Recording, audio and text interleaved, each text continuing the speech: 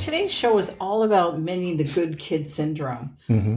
What is the good kid syndrome? This is a mystery to me. So, From doing years and years of intuitive readings, I mhm. found a pattern that kept popping up, just like the big butt syndrome did. Uh-huh. It's like when you talk about what you do want, but you talk about what you don't want at the Okay. same time, and you get a Yeah. combination of it. Hmm. And then from studying the subconscious mind and the Hmm. conscious mind and the superconscious mind, what started to come through for a lot of people Uh-huh. who are hardworking, who are good-hearted by nature, Hmm. who, when they were growing up, they ended up developing and cultivating subconsciously first the good kid syndrome, which is it doesn't matter how hard I work, my siblings get the cookie, but I don't.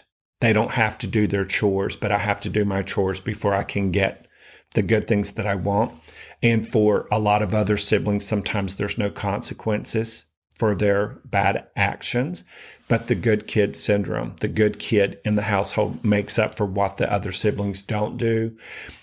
Thank you. They just also said often the good kid syndrome is the empathic, sensitive, intuitive, creative kid in the family. So they can sense what the parent needs. And usually they'll gravitate to one parent over the other one. Oh, interesting. So the bottom line is the good kid syndrome inside of an adult is the kid who believed and felt they did everything right and did everything by following the rules and the laws that the parents set within that household, but they didn't get their good back like some of the other kids did, either in the household or in the extended So family. basically, they worked really hard at being a good child, regardless of what their siblings did.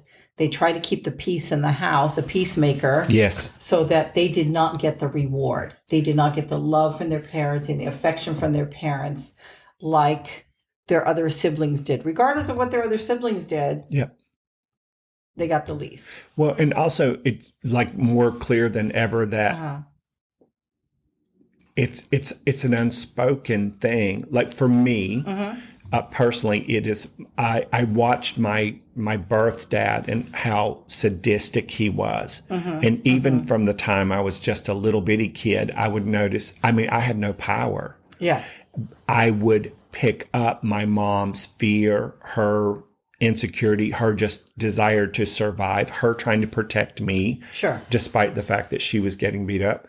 And then I immediately started tuning in to when my dad was there or not there. I would tune into my mom. What does she need?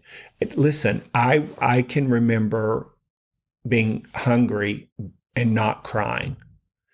And I I remember, remember those. yeah, Yeah. I was the kid who, now, I mean, I cried sometimes if I fall and got hurt or whatever, or if Sure. I'd hit my threshold. Yeah. The good kid is the kid who goes in and pulls everything off of the mom who's trying to survive Sure. and then takes it into their own energy field, whether they realize they're doing it or not.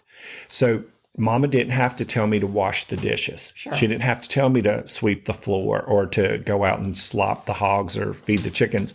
I just did all of it because it kept the house running like a well-oiled machine. So in essence, part of what the good kid does is take it on intuitively, empathically, and sensitive, Yes. while also being cognitive and conscious of what needs to happen in order to please someone who might not be able to be pleased.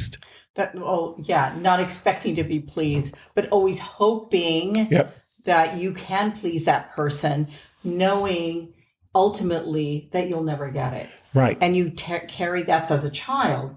So you carry that on as an adult, and you're always constantly in your behavior, not knowing what you don't know, Yes. but you're constantly trying to please someone or something in order to get some sort of reward or payoff or something. Or But connection. you'll never get it. Right. You're just never going to get it. You're not going to. And then the Yeah. more you start to believe, feel, think, assess that you're never going to get it, you don't stop No. being the good kid. You become twice the good kid. And the next year you become triple the good kid. And the next year you become Yes. quadruple the good kid because your desperately looking for a connection, sometimes from someone who was approval. never raised approval. I didn't care Yeah. about approval. I Yeah. wanted the hugs and kisses and Yeah. I love yous. Yeah, the affection. And Mama wasn't raised that way. No. My dad wasn't raised that way. My stepfather wasn't raised that way. So I was seeking something that I was never going to get.